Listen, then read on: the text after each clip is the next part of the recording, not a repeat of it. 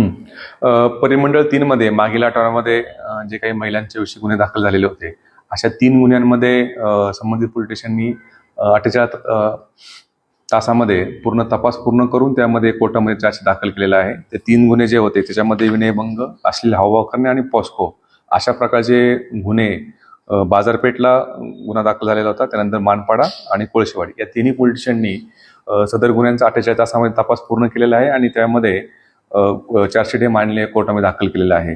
बाजारपेठच्या गुन्ह्यामध्ये तपासी अंमलदार PSI अमोल आंधळे यांनी हा तपास 48 तासात पूर्ण केलेला आहे. त्यानंतर मानपाडा पोलीस स्टेशनच्या हद्दीमध्ये API पाऊल बुद्धे यांनी हा तपास पूर्ण केलेला आहे आणि कोळशेवाडीच्या हद्दीमध्ये PSI नलावडे यांनी हा जे महिलांविषयीचे गुन्हे दाखल झाले होते त्या महिलांविषयी गुन्ह्यामध्ये 48 तासामध्ये तपास पूर्ण करून ते दोषारोप हे कोर्टात दाखल केलेला आहे.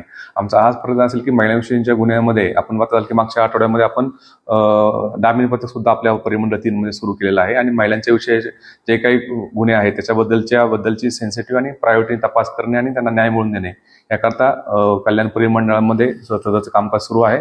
त्या अनुषंगाने ह्या तिन्ही गुन्ह्यामध्ये हे चार्जशीट कोर्टामध्ये दाखल केले आणि आम्ही कोर्टामध्ये सुद्धा याचा पाठपुरावा करत आहोत.